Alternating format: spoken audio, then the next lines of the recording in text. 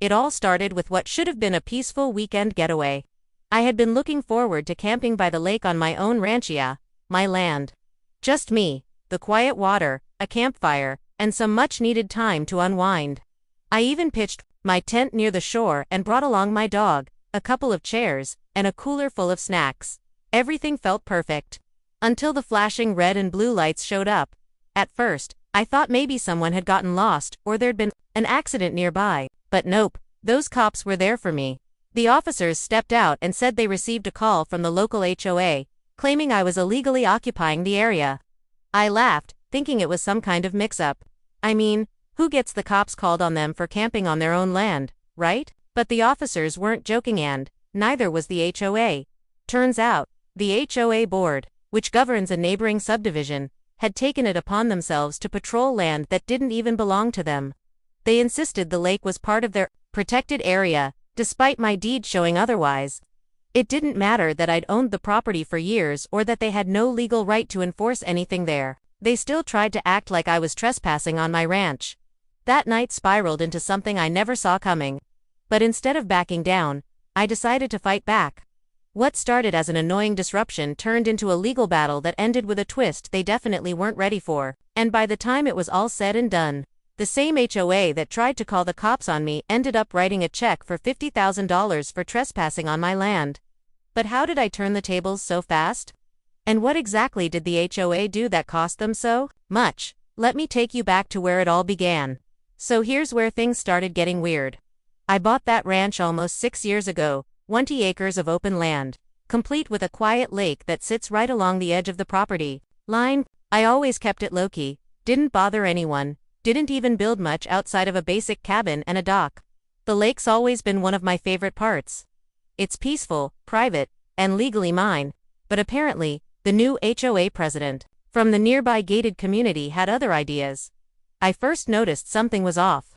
About a month before the camping incident, one afternoon, I saw a group of people walking along the lake's edge, dressed like they were on some sort of guided nature tour. I figured they were just hikers who got turned around. But then it kept happening. Groups of walkers, a golf cart, driving down my gravel path, and one guy who actually had a clipboard, marking stuff down like he was inspecting the land. I asked them what they were doing, and they casually said they were assessing community assets. I told them, not so nicely, that this wasn't a community asset, it was private property. They acted surprised, almost like they didn't believe me. That's when I realized someone had been spreading the idea that the lake was somehow shared or up for public use. But the real red flag was when I got a letter from the HOA, warning me not to make unauthorized alterations to the lakeside. Mind you, this wasn't even their jurisdiction. I didn't respond to the letter. I figured it was a mistake, some overreach by a new board member. But looking back, that was probably when I should have gotten a lawyer involved.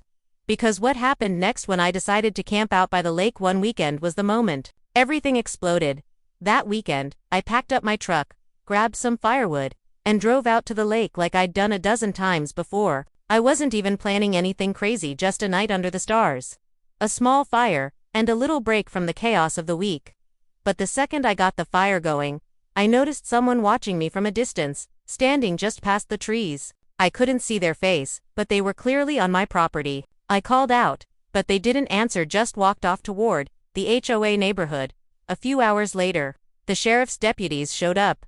They were polite, but confused. One of them even asked me if I was renting the property for the weekend, like I was some guest who wandered off Airbnb. I explained that I was the owner, showed them the deed I keep a copy of in my cabin, and even pulled up the parcel map. Still, they said they had to check it out because someone from the HOA had reported me as a trespassing squatter. That's when I started to connect the dots. This wasn't just a nosy neighbor issue, it was coordinated. Someone in the HOA actually believed they had a claim to my land, or at least access to the lake. But what made it worse was how they were spreading that belief to others. I later found out a local realtor had been including my lake in the marketing materials. 4 homes in the HOA neighborhood, calling it a shared recreational lake. It was wild.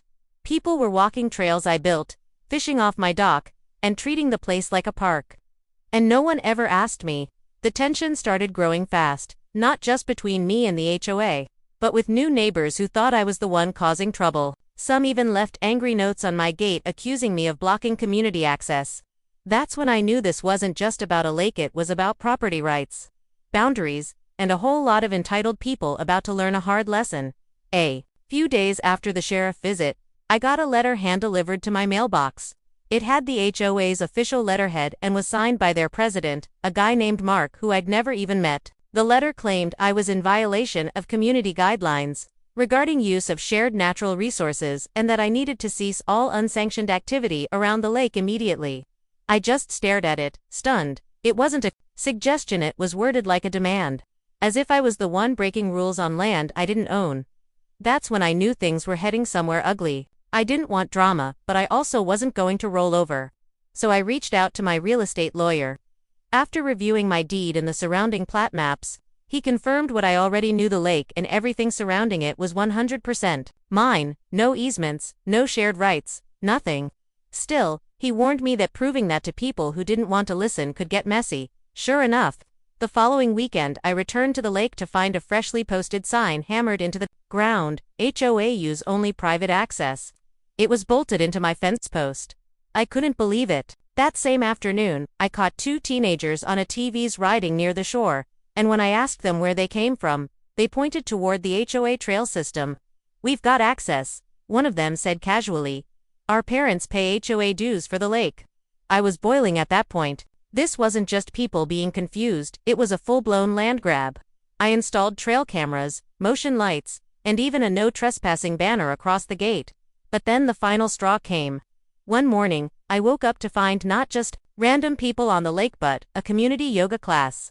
Mats lined up neatly on my dock, with a woman leading a group through poses like it was some lakeside retreat. I stayed quiet, watching from the trees, my phone in hand, already recording. I knew the next step wouldn't be a warning. It would be legal action, and I was ready to flip the script. Just when I thought I had seen it all, things took an even stranger turn. A few days after I recorded the yoga class on my dock, I received an official-looking notice, this time not from the HOA, but from the county zoning office. According to the letter, there had been a formal complaint filed against me for allegedly operating an unlicensed event venue on my property. I couldn't believe what I was reading.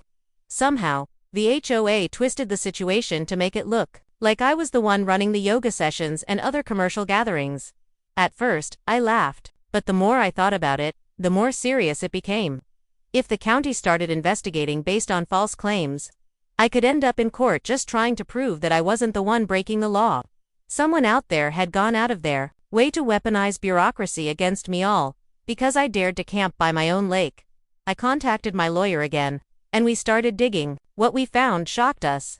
The HOA president, Mark, had submitted a series of photos to the zoning office, pictures of events on the lake, fishing, even the yoga class. But here's the kicker: some of the photos were taken from inside my property, likely from someone who had been sneaking onto the land while I wasn't there. That meant one of two things: either someone had been trespassing repeatedly without my knowledge, or someone had keys to the old service gate on the far end of the ranch.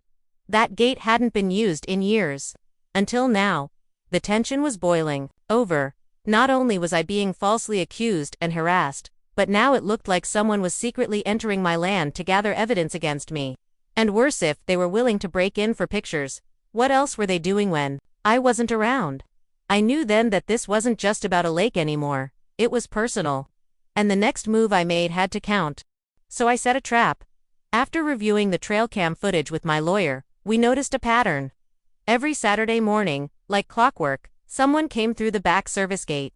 Same person, same time, always with a clipboard or camera in hand. That next weekend, I parked my truck out of sight and waited in the trees, just like I did during the yoga class. Sure enough, 9:03 a.m., a man in khakis and a polo shirt slipped through the gate. Clipboard in one hand, phone in the other. It was Mark, the HOA president himself. He walked straight onto my dock, took a few photos of the empty water, then turned and started measuring something near the fire pit I had built months ago. That was it. I stepped out, phone already recording. He froze. I asked him calmly what he was doing on private property. He stammered, claimed he was conducting a property boundary assessment on behalf of the HOA. I reminded him that he had no legal authority and was trespassing. As his face turned red, and he mumbled something about community interest before walking off fast. But it was too late. The footage, along with documents proving ownership and every instance of unauthorized use, went straight to my attorney. Within a week, we filed a cease and desist, followed by a lawsuit for trespassing, defamation, and property interference. That zoning complaint. We proved it was falsified. The county dropped the investigation instantly. But here's the twist, they didn't just back off. After facing legal pressure and public exposure, the HOA settled. They paid out $50,000 to cover damages, legal fees, and lost property value. And as part of the settlement, they had to send out a correction letter to every resident stating the lake was not a shared amenity and was entirely private land. But the best part, a few months later, Mark resigned from the HOA board and moved out of the neighborhood. Turns out, trying to steal someone's lake for weekend yoga and fishing trips can get pretty expensive. After the settlement was finalized, things finally quieted down around the lake. The random foot traffic stopped. No more uninvited yoga classes, no kids tearing up the shoreline with the TVs, and no one sneaking through the service gate. I replaced the lock, posted new signs, and even added a few extra cameras just for peace of mind. But honestly, the biggest shift wasn't physical, it was the change in how people saw the property. Once the truth came out, even the neighbors who'd once left angry notes backed off. A few even apologized, admitting they were misled by the HOA. Looking back, it's wild how something as simple as camping by my own lake turned into a full legal battle. But it also reminded me just how important it is to know your rights and to stand your ground when you're being pushed around. A lot of folks think HOAs can do whatever they want, but the truth is, their power has limits. Property lines matter. Deeds matter. And no matter how official a letterhead looks, it doesn't override ownership. As for Mark, the former HOA president, last I heard, he moved to a different city. I never saw him again after that day at the lake. The new board hasn't bothered me since, and they seem more focused on trimming hedges than chasing power. Now, I still camp by the lake every so often. It's quiet again, peaceful, like it was meant to be. And every time I sit by the fire, I can't help but think how close I came to losing control of something I loved all because someone thought they were entitled to it. So if there's one takeaway from this whole mess, it's this: know your land, protect your space, and never let anyone rewrite the rules just because they feel like it.